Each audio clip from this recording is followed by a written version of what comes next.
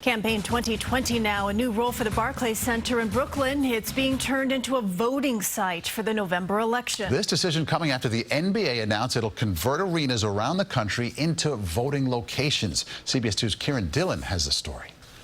The Barclays Center in Brooklyn will soon transform into one of the city's largest polling sites.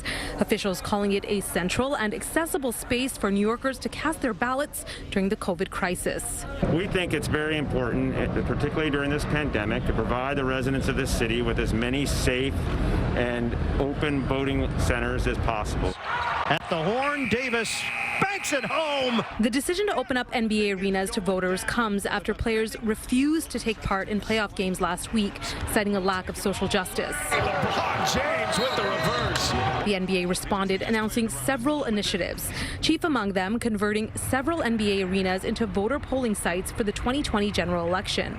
But the NYC Board of Elections says the decision to use the Barclays Center has actually been in the works for a while. The rest of the NBA has now followed their lead and are making these arenas poll site realities. Brooklyn Borough President Eric Adams says given issues with mail-in ballots during the city's primary elections, this will give people another safe option to vote in person. We were having a problem with in-person. So you could only imagine mail-in ballots is a problem on steroids. And so the more in-person locations we can create, I believe it is easier to count the ballots. The center will be open from October 24th to November 1st for early voting, and then again on Election Day, November 3rd. Social distancing has been working, especially in New York.